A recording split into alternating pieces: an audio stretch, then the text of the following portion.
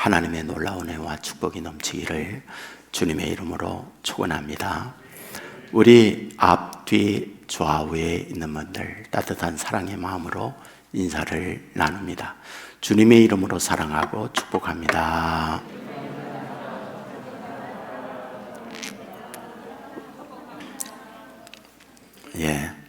찬양대가 제일 인사 잘합니다.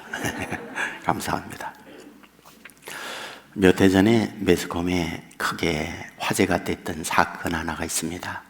서울에 있는 최모 씨라고 하는 사람에 관한 이야기입니다. 고등학교 1학년, 3학년까지 1등을 놓치지 않았고 수학능력고사에 만점을 받은 학생입니다. 서울대학 경영학과에 우수한 성적으로 합격을 해서 4년 내내 장학금을 받으며 훌륭한 성적으로 공부한 최모 씨라고 하는 사람입니다. 그랬던 그가 연세대학 로스쿨에 합격을 하고 공부를 하게 됩니다. 내내 A+를 받았습니다. 역사 이래 대학원에서 이 좋은 성적을 얻는 학생은 단연 최모 씨 이 학생이었습니다. 그런데 어느 날 교수 캐비넷에 숨어 있다가 교수님이 떠난 사이 교수님의 컴퓨터를 해킹을 해서 시험 문제를 전부 자기가 보고는 시험을 보는 것이 발각이 됐습니다. 학교에서 제적 처리됐습니다. 가까이 있던 주변에 있는 친구들이나 지인들이 어째서 그런 수재적 머리를 가지고 있는 공부 잘하고 있는 그 젊은이가 이렇게 형편없이 몰락의 길을 가고 있을까? 이런 문제를 나눈 그리고 실려있는 기사를 보았습니다. 1등 아니면 2등을 허용치 않는 1등의 목맨 사람이었다라고 이야기합니다. 그랬던 그가 서울대학 로스쿨에 응시했지만 불합격이 됐습니다. 처절한 실패를 경험한 그는 연대로 와서도 자기가 2등으로 밀려날까 이런 불안에 걱정을 하면서 이러한 실수를 범하게 됐다. 이런 기사였습니다. 오늘 사람이 산다는 것은 뭔가 지배를 받아요. 다스림을 받아요. 그것에 의해서 우리는 말도 하고 행동을 하게 됩니다. 일반적으로 사람이 공부를 하고 좋은 대학을 가거나 각종 시험을 보는 이유가 어디에 있을까요? 그것을 통하여 자격증을 습득하기도 하지만은 좋은 인류 회사에 들어가서 또한 그걸 통하여 많은 사회적 지위도 얻을 뿐만 아니라 돈도 얻을 수 있다고 하는 이런 목적 지향을 가지고 우리의 삶이 이루어져 간다라고 하는 것을 그 누구도 부인할 수가 없는 현실입니다. 우리는 각각의 그 무엇인가 다스림을 받게 되어 있어요. 지배를 받게 되어 있어요. 그러면 다스림을 받는 그 핵은 어디에 있는가? 가치입니다. 무엇을 더 소중하게 여기느냐 하는 가치에 의해서 움직입니다.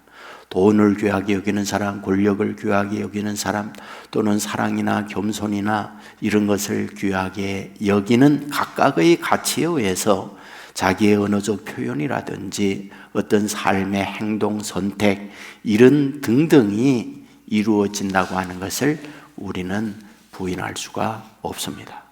오늘 본문에서 예수님께서 우리들에게 꼭 하고 싶었던 것, 이런 문제들을 우리에게 하려고 하고 있구나 하는 것을 발견하게 됩니다. 바리새인들이 예수님께 물었습니다. 하나님의 나라가 어느 때입니까? 그러자 예수님의 대답이 있습니다. 하나님의 나라는 보는 것으로 알 수 있는 것이 아니다. 또 여기 있다 저기 있다 라고도 할 수가 없다. 하나님의 나라는 너의 안에 있다 라고 하는 말씀을 하게 됩니다. 이 말씀대로라면 이해의 알쏭달쏭한 말씀을 예수님께서 하고 있구나라는 것을 느끼게 됩니다. 우선 여기서 하나님 나라에 대한 개념 이해가 필요하다 생각을 합니다. 여러분, 당시의 사람들이 갖고 있는 하나님 나라의 인식이 있습니다. 그러면 유대인들, 당시 살아가고 있던 하나님을 믿는 사람들에게 있어서 하나님 나라의 개념, 어떤 생각을 갖고 있었을까요? 우리가 누가복음 19장에 보면 예수님께서 나귀를 타고 예루살렘에 입성을 할 때에 당시 사람들이 어떤 생각을 갖고 있었느냐라고 하는 부분을 말씀에서 엿볼 수 있습니다. 누가복음 19장 11절에 보면 하나님의 나라가 당장에 나타날 줄로 생각함이라 라고 되어 있습니다. 예수님이 예루살렘에 입성한 그때에 당시 사람들의 생각은 하나님 나라는 당장에 이루어진다, 이런 생각을 갖고 있다, 이렇게 말씀을 하고 있습니다. 예수님께서 십자가에 못 박혀 돌아갑니다. 사흘 만에 부활합니다. 그리고 40일 동안 제자들과 함께 지냅니다. 그때에 예수님께 제자들의 갖는 관심이 있었습니다. 뭐라고 묻고 있습니까? 이스라엘 나라의 회복하심이 어느 때입니까? 라고 묻고 있는 걸 봅니다. 그렇다면 그들이 갖고 있는 그들의 인식이란 무엇이냐? 그들의 하나님 나라라든지 이스라엘 회복이라든지 이런 것들은 다 하나같이 정치적 국가의 개념을 갖고 있구나 하는 걸 발견하게 됩니다. 무슨 말일까요?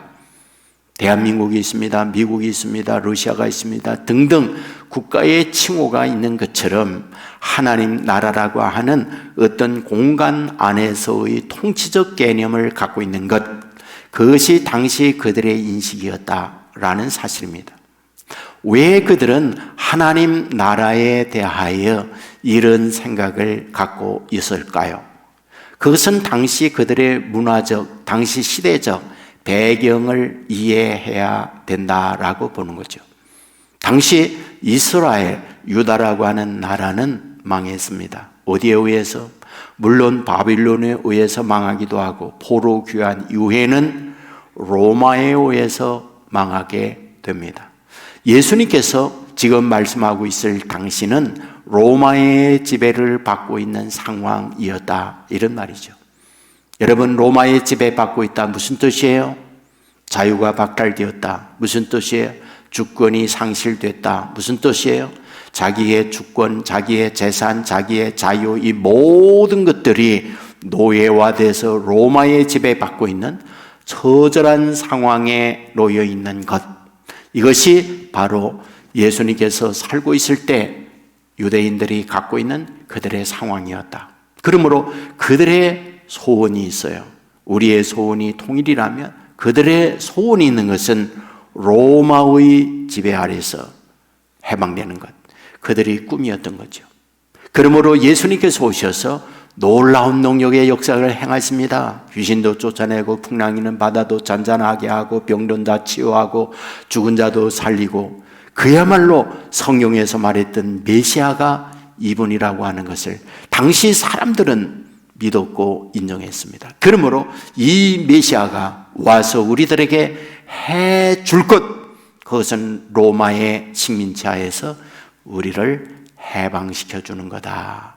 이것이 그들이 갖고 있던 소원이었습니다. 그러므로 오늘 본문에서 뭐라고? 하나님 나라의 임함이 어느 때입니까? 라고 하는 그들의 하나님 나라란 어떤 나라? 로마의 집 아래에서 해방되어 새로운 우리의 신정국가, 하나님이 통치하는 나라, 이런 인식을 갖고 있던 것이 그때의 하나님 나라다라는 겁니다. 여러분, 우리가 말씀을 보면 예수님께서 이 땅에 오셔서 처음과 과정과 마지막에 언제나 말씀할 때마다 말씀의 대주제를 갖고 있는 내용이 있었죠. 그게 하나님 나라죠. 마가복음 1장에 보면 예수님께서 처음으로 설교할 때 설교의 내용, 어떤 메시지를 전하고 있습니까? 하나님 나라가 가까웠으니 회개하고 복음을 믿어라, 이렇게 말씀해요. 하나님 나라가 최초 설교의 주제였습니다. 여러분, 일상 과정에 있어서 예수님께서 하셨던 말씀의 주제가 뭐였을까요? 우리는 마태복음 15장에서 13장에서 천국은 이러하다, 천국은 이러하다 라고 하는 말씀을 우리는 알고 있습니다. 천국이 뭐예요? 하늘나라죠. 하나님 나라를 이와 같이 표현하고 있는 거죠. 하나님 나라를 말씀의 대주제로 설교하고 계셨다라고 하는 부분을 알게 되죠. 이제 마지막 예수님께서 승천하기 바로 전 40일 동안 계시면서 사도행전 1장에 보면 40일을 하신 것이 무엇인가? 하나님 나라의 일을 말씀하시니라 라고 되어 있는 거죠. 그렇다면 예수님은 알파와 오메가의 말씀의 대주제가 무엇이었느냐? 하나님 나라를 위하여 말씀하고 있었구나 라는 것을 발견하게 됩니다. 그렇다면 예수님께서 갖고 있는 하나님의 나라와 당시 오늘 본문에 나오는 바리새인들이 말하고 있는 하나님 나라라는 것과 용어는 같지만 그 개념, 그 뜻은 동일한 건가? 동일하지 않다는 거죠.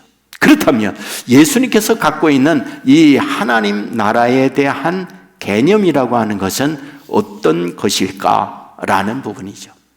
사랑하는 여러분, 여기서 우리에게 굉장히 중요한 사실을 말해주는데 누가복음 11장 20절에 보면 내가 만일 하나님의 손을 힘입어 귀신을 쫓아낸다면 하나님의 나라가 이미 너에게 임하였느니라 말씀합니다. 그렇다면 여기서 하나님 나라가 너에게 임했다라고 할 때에 하나님 나라의 의미가 무엇이냐라는 거죠. 내가 귀신을 쫓아낸다면 하나님 나라는 너희들에게 이미 임했다.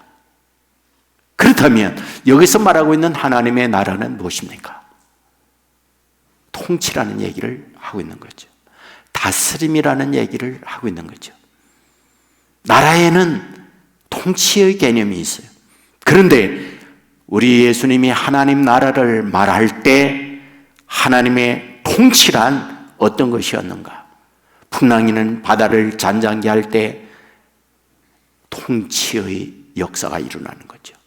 귀신이 쫓겨나갈 때 귀신이 굴복하고 쫓겨나간 통치가 이루어지는 것이죠.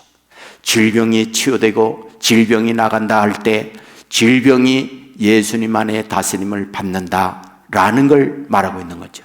그렇다면 예수님께서 우리들에게 하고 싶은 하나님 나라 건설이라는 것은 어떤 이상적 민주국가냐 공산국가냐의 개념이 아니었다라는 걸 말씀하고 있죠. 그렇다면 무엇이다?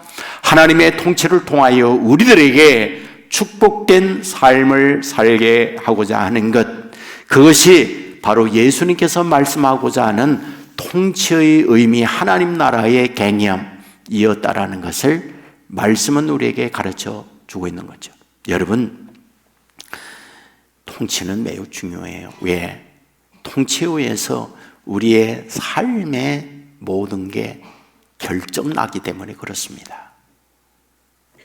여러분, 대한민국이라고 하는 것은 본래부터 대한민국은 아닙니다. 여러분, 일본 식민지하에서 조선이 멸망하면서 36년 동안 고통을 겪었어요. 무슨 말이에요? 주권이 상실됐다고 말이죠. 그리하여 수많은 우리의 선조들이 독립을 위하여 생명을 잃고 처절한 우리의 선조들의 삶이 있었어요. 우리가 양식을 재배하여 생산을 하게 되어지면 그들이 약탈해 갔어요. 우리의 갖고 있는 여러 가지 돈이며 또는 갖고 있는 은주발이며 또는 동주발이며 이런 것들을 전쟁 물자로 다 빼앗아 갔어요. 왜요? 힘이 없으니까. 비참한 거죠. 그런데 우리의 힘이 아니라 미국의 힘에 의해서 독립을 이루게 됐습니다. 독립했을 때에 이 한반도의 최대의 화두가 무엇입니까? 건국입니다. 어떻게 하면 새로운 나라를 세울 것인가? 한쪽은 공산주의 국가를 세워야 한다. 한쪽은 민주, 자유, 민주 국가를 세워야 한다. 이런 치열한 논쟁의 싸움이 있었던 걸 우리는 역사를 통해서 압니다. 그리하여 나라가 두 동강 나면서 북쪽은 공산주의 이념 아래에서 공산국가를 세운 것이 김일성 저 북한 땅입니다. 이 남쪽은 이승만에 의해서 자유민주국가가 세워집니다. 문제는 통치였어요. 그 통치의 결과가 무엇이냐라는 거죠. 오늘 우리는 우리의 삶의 현장에서 눈으로 보는 거죠. 공산국가의 통치에 북한 저 몰락의 현장을 보고 있고 민주, 자유, 민주 국가의 통치의 결과가 오늘의 대한민국이라고 하는 걸 알고 있는 거죠. 여기서 우리에게 뭘 보여줍니까? 우리 하나님께서 우리 인간들을 보면서 어디에 다스림과 통치를 받느냐, 이것이 그들의 자신만이 아니라 그 공동체 그리고 그 국가의 미래가 이런 결정을 낳고 있기 때문에 하나님께서 하나님의 자녀된 우리들에게 뭘 주고자 하는가? 하나님 나라, 하나님의 통치, 하나님의 다스림이 있는 국가나 개인이 되게 해야겠다라는 것이 우리 하나님이 우리를 향하여 갖고 있는 소원이었다라고 하는 부분을 우리에게 말씀하고 있다, 이 말입니다. 여러분, 하나님이 사람이 되어 오셔서 저와 여러분에게 주고 싶은 하나님의 꿈이 있죠. 뭐예요? 구원이죠. 성경은 말합니다. 내가 온 것은 너희들로 멸망시키려는 것이 아니라 너희들로 구원시키려 합니다 라고 말씀해요. 구원이 무엇입니까? 주소 변경이죠. 지옥에서 천국으로 주소 변경이에요. 땅에서 하나님 나라로 주소 변경하는 거예요. 저주에서 축복으로 주소 변경하는 것, 그것이 구원이에요. 여러분, 구원받은 하나님의 자녀가 어떻게 살아가야 하느냐라는 거예요. 예수님은 말씀했어요. 나더러 주여 주여 한다고 다 구원받는 것이 아니라 아버지의 뜻대로 행하는 자라야 된다라고 말합니다. 그러면 아버지의 뜻대로 행한다는 말, 무슨 말일까요? 다스림이에요. 예수님이 나의 주님입니다 라는 말은 나는 주님의 종이 되어서 주님의 다스림을 받겠습니다 라는 뜻이 믿는 자의 신앙 고백이에요. 여러분, 분명히 말씀하고 있잖아요. 사람들이 나를 누구라고 하느냐? 예, 어떤 사람은 엘리야, 어떤 사람은 에레미야, 어떤 사람은 세례 요한, 어떤 사람은 선지자 중에 하나라고 합니다. 그러면 너희들은 나를 누구라고 하느냐? 주는 그리스도시요 살아계신 하나님의 아들입니다. 당신은 로드 큐리오스입니다. 당신은 내 인생의 주인님이 되십니다. 이런 고백이잖아요. 그런데 문제는 이와 같이 입술로 고백한다고만 해서 되는 거냐? 아니라는 거죠. 진정으로 나의 삶의 언어, 행실, 선택에 있어서 돈이 내 인생의 주인이 돼서 나를 끌어가느냐, 세상의 권력이나 세상의 명예가 나의 인생의 주인이 돼서 나를 끌어가고 있느냐, 아니면 예수님이 나의 주님이 돼서 내 삶을 이끌어가는 주인님이 되시느냐, 이것이 오늘 구원받은 하나님의 자녀, 주소 변경을 해서 사는 하나님의 자녀들의 삶의 모습이었다는 걸 우리에게 요구하고 있는 거잖아요. 생각은 결과를 낳는다는 책에 보면 한 선교사님이 저 아프리카 빈국 시에라리온 그 곳에서 사역을 하는 내용이 나와 있어요. 갔더니 위생적 열악한 환경에서 사람들이 살아가면서 온갖 세균, 온갖 바이러스에 감염이 돼서 죽어가고 너무 비참합니다. 그러므로 이 선교사님께서 그들에게 하고자 하는 게 있었어요. 그것은 위생시설을 현대화해서 저들의 건강을 도와줘야겠다라는 거였죠. 그래서 병원을 설치하고 그 병원에서 많은 치료도 해주며 위생교육도 합니다. 그런데 문제는 그런 위생교육과 보건교육을 한다 한들 너무 혼자서 하는 것이 벅차요. 그래서 이분이 생각한 것은 보건학교를 세워야겠다. 그래서 간호사들을 양육해서 저들로 하여금 저들의 고향, 저들의 처하여 있는 자리에서 그 지역 사람들을 돕게 해야겠다. 일정 기간 동안에 여러 보건교육, 위생교육을 시켰어요. 그리고 그들을 일정 기간 마치고 난 이후에 졸업과 함께 파송을 하는데, 여러분, 교육받았던 간호사님들, 그분들이 하는 말이 뭐라는 줄 아세요? 우리가 가도 안 됩니다. 절망적인 얘기를 하는 거예요. 그와 같이 오랜 시간 동안 교육을 하며 투자를 했지만 가도 안 됩니다. 깜짝 놀랐죠? 송지사님 물었습니다. 이유가 뭡니까? 그랬더니 그들이 갖고 있는 사고, 그들이 지배하고 있는 생각이 내가 간다고, 우리들이 간다고 그들은 받아들이지 않습니다. 그러면 지금 그들이 갖고 있는 그들의 생각이란 무엇인가? 라고 물었더니 졸업하고 가는 간호사님, 그분들이 얘기해요. 그분들은 샤머니즘, 그들의 믿는 토속신앙이 있습니다. 토속신앙이 건강도 가져오고 토속신앙이 조조와 복도 가져다 주기 때문에 우리가 가져 어떤 현대의학적 이 부분을 가지고 간호하고 돕는다 할지라도 따라주질 않아요. 우리의 음식이나 우리의 마시는 물에 어떤 세균이나 바이러스가 있다고 한들 그들은 눈으로 보는 것이 물이고 눈으로 보이는 것이 그런 것들을 보지 못하고 있기 때문에 우리가 아무리 가서 보이지 않는 여러 가지 세균이나 바이러스가 우리의 건강을 위협한다 할지라도 따라오질 않습니다. 얘기를 하는 거예요. 여러분, 여기에서 이분이 하는 말이 무슨 말인지 아세요? 우리가 갖고 있는 어떤 다스림, 지배받고 있는 어떠한 그것이 그 누군가가 어떤 말을 한다 할지라도 바꾸지 않는, 그리하여 삶의 변화가 없는 저주의 결과를 낳고 있다는 이야기를 이 책에서 쓰고 있는 거죠. 이것은 그들만의 문제 아닙니다. 오늘 저와 여러분 동일할 수 있다는 걸 아셔야 돼요. 저는 출애굽하는 이스라엘 백성을 가만히 보면서 아니 저런 어리석고 바보스러운 이들이 있나 라는 생각을 가질 때가 있습니다. 왜냐고요? 400년 동안 이집트에서 처절한 고통의 삶을 겪었잖아요. 얼마나 비참합니까? 매질당하고 자유도 없고 일한다 할지라도 그 일에 대한 보상도 없이 그야말로 짐승과 동물처럼 사는 것, 그것이 그들이었잖아요.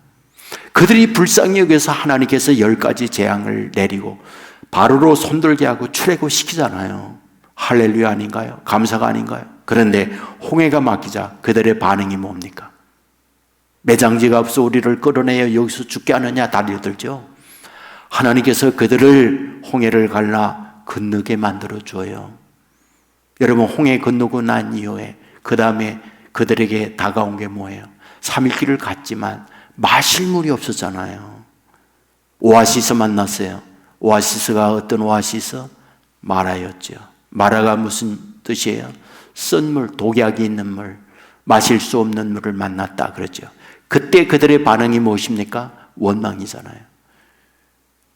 하나님께서는 또 원망하는 그들을 어떻게 해요? 가지를 꺾어서 마라에 던지라고요. 던졌더니 그 마라가 어떤 물? 단물로 바뀌어지는 복을 허락해 주잖아요. 여러분, 그 다음에 그들이 만난 게 뭡니까? 먹을 양식이 없었죠. 양식이 없을 때 그들은 또 뭐예요? 그들은 원망. 매장지가 없어 우리를 끌어내요. 여기서 죽게 하느냐 달려들고 있는 걸 보죠. 하늘에서 만나를 또 주죠. 또 그 다음에 매일 만나를 먹는다면서 입에 단내가 난다고 또 욕을 하고 조조하죠. 애굽에 있을 때는 뭐예요? 마늘이 있었다고, 부초가 있었다고, 우리로 하여금 다양한 채소가 있었다고 달려들죠. 그러자 하나님께서는 묘출하기를 또 주죠. 이런 반복 속에서 우리들에게 뭘 가르쳐 주는 걸까요? 우리가 구원받은 하나님의 자녀 똑같은 믿음을 산다고 해서 똑같은 신앙의 정도를 말하고 있는 건 아니죠. 어떤 사건이나 원치 않는 일들을 만날 때 그가 어떻게 반응을 하는지, 어떻게 말을 하는지 그걸 보면 그 사람의 정도 압니다. 그 사람의 신앙의 깊이와 넓이를 가늠할 수 있는 거예요. 여러분, 이스라엘 백성이 구원받고 홍해까지 건너서 엄청난 영적 경험을 하고 있지만 실제 문제를 만날 때마다 뭐예요? 불신앙의 모습을 갖고 있다. 이것을 보여주는 말씀이잖아요. 그렇다면 그런 출애굽 사건 속에서 이스라엘을 통하여 저와 여러분에게 주는 주님의 메시지 뭡니까? 뭐예요? 사람이 바뀌는 거 쉽지 않다. 그걸 보여주는 거예요. 애굽에 살면서 애굽의 뼛속까지 그들의 가치, 그들의 사상이 스며들었던 것, 어떤 한 과정을 거친다고 바뀌는 게 아니더라는 거예요. 저와 여러분이 예수를 믿고 예수 믿으면 내일부터 완전히 어제와 다른 인생이 되느냐? 아니에요. 여러분의 구원받고 난 이후에 하나님의 백성으로 여러분의 삶의 여건 속에 보면 옛날 똑같습니다. 안 달라져요. 제가 저희 아버님에 관한 이야기 종종 하잖아요. 예, 하늘산 기도원에 가서 이천석 목사님을 통하여 은혜 받았어요. 사온 책이 와장창 중창 주장창이라는 책을 사가지고 왔어요. 아버님이 그곳에 가셔서 와장창 중창 주장창 하고 오셨다고 해요. 그러면 어제와 다른 아버님의 모습으로 천사로 바뀌어졌느냐? 아니에요. 똑같았어요.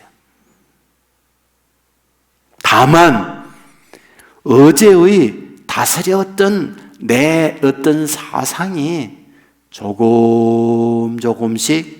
예수 그리스도와 하나님의 말씀의 다스림을 통하여 내 인생을 바꾸어 가는 것, 그것이 하나님께서 하나님의 자녀들에게 갖고 있는 늘 하나님의 마음이에요. 그러므로 하나님은 포기하잖아요. 물어봅시다. 출애굽은 이스라엘 백성 홍해를 건넜습니다. 광야에서 다 죽고 여호수아 갈렙만 살았습니다. 광야에서 죽은 사람 천국 갔을까요? 지옥 갔을까요? 몰라요, 우리는. 그러나 확실히 아는 게 있어요. 모세 천국 갔나요? 지옥 갔나요? 모세 천국 갔죠. 그렇다면 출애굽한 사람 다 천국 갔다. 우리가 그렇게 봐야 되죠. 근데 천국 갔던 이스라엘 백성들 출애굽해서 사는 꼴은 어땠나요? 형편없는 꼴을 살았죠. 여기에서 우리에게 보여주는 게 있죠. 형편없는 그런 이들을 포기하지 아니한 하나님의 모습을 발견하는 거죠. 오늘 저와 여러분 살면서 구원받는 하나님의 자녀입니다.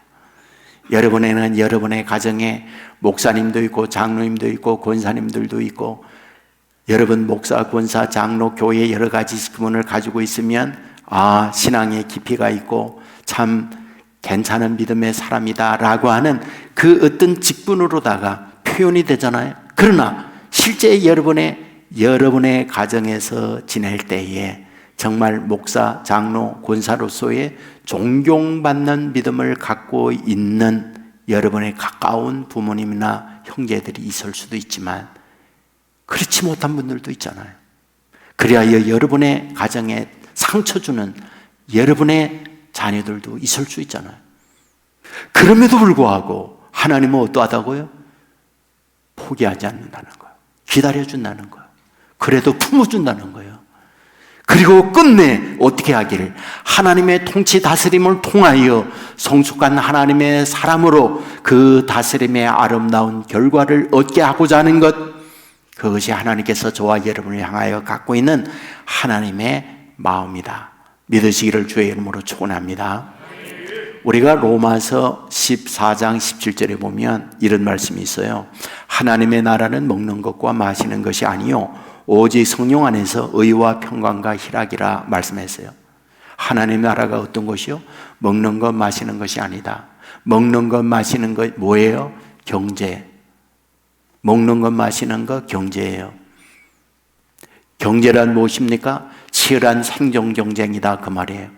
하나님의 나라는 어떠한 이런 힘을 위하여 치열한 경쟁 속에서 먹고 마시는 경제 문제 이런 거 아니다라는 거예요. 그렇다면 하나님 나라 뭐다? 희락이요 평강이다 라는 거죠. 희락이요 평강이 뭡니까? 우리에게 기쁨이요 안정이요 소망을 주어지는 것, 그게 바로 평강과 희망이죠. 하나님의 나라가 그렇다는 거예요.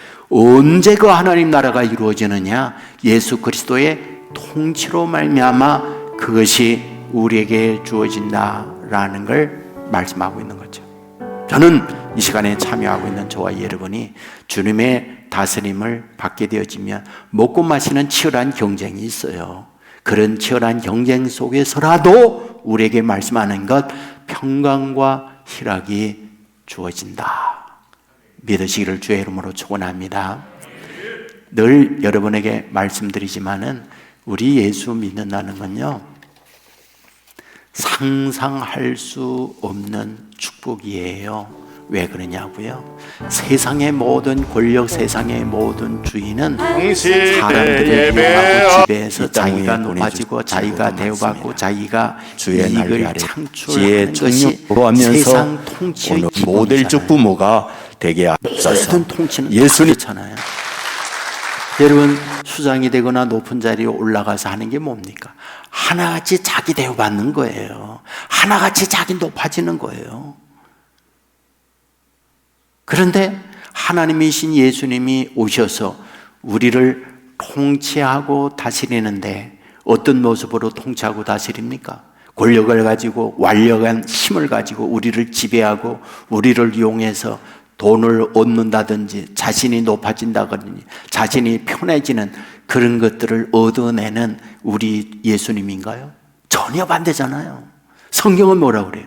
내가 온 것은 섬김을 받으러 온 게 아니라 섬기러 왔다. 내가 온 것은 대접받으러 온 게 아니라 대접하러 왔다. 나는 오히려 종으로 와서 너희들의 발 닦는 일을 한다. 이것이 성경이 저와 여러분을 향하여 말씀하고 있는 말씀이잖아요. 이 얼마나 놀라운 축복이에요. 그러니까 하나님 나라 건설을 위해서 우리를 다스리기 위하여 오신 예수님은 우리를 이용해 먹는, 권력을 가지고 우리를 시켜먹는, 그리하여 우리를 통하여 뭔가 얻어내는 그런 분이 절대 아니라는 거예요. 도리어 그 위대한 하나님 자신을 내려놓으시고 종이 되어서 약한 이들에게 와서 우리의 병에 고름을 빨아주시고 우리에게 건강을 주시고 울고 있는 우리를 품어주시며 함께 우시면서 우리의 눈물을 닦아주시는 분이고 우리의 절망, 위 속에 있는 우리에게 와가지고 우리에게 위로의 말도 하고 희망을 주고 우리를 섬기면서 살려내는 분, 이분이 우리가 믿는 예수님이다. 성령이 이 사실을 말하고 있잖아요. 이런 모습으로 저와 여러분을 섬기는 분이 우리가 믿는 예수님이다. 그러니 이 믿는 것이야말로 얼마나 복중의 복입니까? 이 사실을 믿으시기를 주의 이름으로 축원합니다. 여러분, 다스림을 받는 거, 이건 너무너무 정말 중요해요. 제가 알고 있는 목사님 딸이 미국으로 유학을 갔어요. 유학을 갔는데 아주 멋진 청년이 있어요. 그래서 연애해서 결혼했어요. 그 청년이 어떤 청년이었느냐, 우크라이나에서 유학을 온 청년이었어요. 근데 지금 우크라이나에 전쟁이 일어났잖아요. 그래서 물었어요. 거기에 부모님들 잘 있냐? 그랬더니 좌불안석이라고 그래요. 왜 좌불안석이냐 그랬더니 얘기하는 거예요. 자기 사위, 우크라이나 사람의 목사님 아들이에요. 근데 이 목사님 사모님, 그러니까 지금 제가 알고 있는 목사님 사위, 우크라이나 사람, 아버지는 우크라이나고 어머님은 러시아 사람이야. 그러니까 전쟁이 일어났는데 러시아에 있는 외가댁도 걱정이고 우크라이나에 있는 자기네 본가에도 걱정인 거예요. 네? 우리가 뉴스를 통해서 아시지만은 두 나라는 다 슬라브족이에요. 그리고 두 나라는 다 오고 가고 형제 다 연결되어 있어요. 근데 지금 싸우고 있잖아요. 왜 싸우느냐 하는 거예요. 우리가 잘 알고 있는 대로 소비에트 연방이 있잖아요. 러시아가 주변에 있는 17개 나라를 통폐합해가지고 소비에트 연방이라고 하는 한 나라를 만들었잖아요. 근데 소비에트 연방이 망하면서 나라가 다 독립을 했어요. 독립을 하고 난 이후에는 러시아에서 다 도망가려고 그래요. 어디로 가려고요? 소유럽으로 가려고 그래요. 나토로 가려고 그래요. EU로 다 가려고 그래요. 왜 그러냐는 거, 왜? 우크라이나도 러시아와 그렇게 가족끼리 다 연결되어 있는데 그걸 떠나서 EU로 들어가려고 하고 나토로 들어가려고 하는 거예요. 왜 그러냐? 러시아와 함께 있으면서 경험을 했어요. 러시아와 함께 있으면서 자유가 박탈되고 경제적 어려움을 겪고 함께 있다 보니까 삶의 질이 바닥으로 떨어지는 거예요. 눈을 들어 서유럽 국가들을 보니 똑같은 그런 지리적 환경에서 살아가는데 그들은 훨씬 자유가 있고 훨씬 행복이 있고 훨씬 삶의 질이 높아지는 거예요. 그러니까 우리가 더 이상 러시아와 가까이 있어는 안 되겠다. 여러 가지 혈통적으로나 여러 가지 관계적으로 끈끈이 매여 있지만은 이런 공산 체제하고는 절대 안 된다. 그리고 도망가려고 그러니까 러시아에서 도망가지 마. 그리고 일어난 게 전쟁이라는 거예요. 여러분, 이 굉장히 무섭지 않나요? 오늘 저와 여러분의 인생도 똑같다는 거예요. 어디에 지배를 받느냐라는 이것이 자신의 인생의 미래를 결정짓고 있는 거니까요. 저는 남한을 가만히 봅니다. 남한 잘 알잖아요. 아람의 최대 강대국의 제2인자예요. 한센병이 걸렸어요. 세계 곳곳에 자기 나라의 최고 의술 있는 자 다 모아가지고 자기의 병 치료하려고 했지만 백약이 무효였잖아요. 근데 마침 집에서 일하고 있던 한 요종이 얘기해요. 자기 나라에 용한 사람이 있다. 누구예요? 이스라엘에서 끌고 왔던 한 요종이었잖아요. 근데 그 요종이 자기 상전 나만에게 말한 거죠. 이 말을 듣고는 부하들을 거느리고 이스라엘에 가잖아요. 이스라엘은 절망하고 좌절하죠. 왜? 공간을 협박하기 위하여 빌미 잡으려고 왔구나. 한센병 누가 고칠 수 있냐? 우리도 못 고친다. 그러잖아요. 그런데 얘기했죠. 엘리사라는 사람이 있는데 그 사람한테 가면 고침받는다. 그래서 엘리사에게 갑니다. 엘리사 발 벗고 뛰어날 줄 알았어요. 세상 말로 코빼기도 안 보여. 종에게 시켜서 요단강에 가서 7번 목욕하고 가라고 얘기합니다. 얼마나 분노해요. 우리나라에는 요단강과 비교할 수 없는 깨끗하고 크고 좋은 강 많다. 우리나라로 가겠다. 나만이 그러죠. 따라왔던 부하가 사정을 합니다. 여기까지 왔으니 한번 해보자고.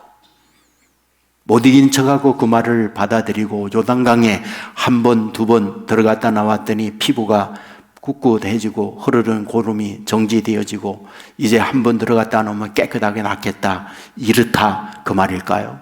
전혀 아니에요. 6번째 들어갈 때 가도 한 번도 변하지 않아요. 그런데 7번째 들어갔다 나왔더니 어때요? 어린아이의 피부가 같이 깨끗하게 치유되는 역사가 나타남을 말씀하고 있잖아요. 그러면 여기에서 우리에게 뭘 말해주려고 합니까? 다스림이라니까요. 자기의 갖고 있는 자기의 경험과 자기의 생각대로 움직였던 그가 엘리사의 말에 다스림을 받고 그 말을 따라갔더니 이런 기적의 역사가 나타나고 있다는 걸 보여주는 말씀이잖아요. 오늘 저와 여러분 똑같습니다. 누구의 어떤 다스림을 받습니까? 저와 여러분에게 지식이 있고 경험이 있고 우리에게 그동안에 쌓아놓은 실력들이 있습니다. 존중합니다. 하지만 그것이 저와 여러분의 삶을 주장하고 이끌어가게 해서는 안 됩니다. 주님께서 오셔서 저와 여러분에게 하나님 나라 건설을 위하여 하나님께서 하고자 하는 하나님의 방법이 있습니다. 예수님께서 풍랑이는 바다를 향하여 잔잔하라 잔잔해집니다. 귀신을 향하여 나가라 나갑니다. 병든 자를 향하여 일어나라 일어납니다. 여러분, 이러한 여러 가지 것들이 무엇을 우리에게 말씀합니까? 그 말씀의 다스림을 받을 때 말씀의 다스림은 이런 기적과 능력의 역사가 나타난다라는 것을 우리에게 보여주는 말씀이 아닌가요? 저와 여러분을 통하여 하나님 나라 이루어지기를 원합니다. 그것은 곧 우리 주께서 우리에게 주시는 말씀에 순종하고 나가게 될 때 말씀대로 이루어지는 그것이 하나님 나라다. 이런 하나님 나라 통치가 이루어지는 그곳에 주의 역사, 주의 은혜가 넘친다는 사실 믿으시기를 주의 이름으로 축원합니다. 오늘도 이런 마음으로 주의 말씀의 다스림을 받고 하나님 나라를 이루어가는 하나님의 백성들 되기를 주의 이름으로 축원합니다. 우리 모두 자리에 일어나서 뜻을 생각하며 찬양하겠습니다.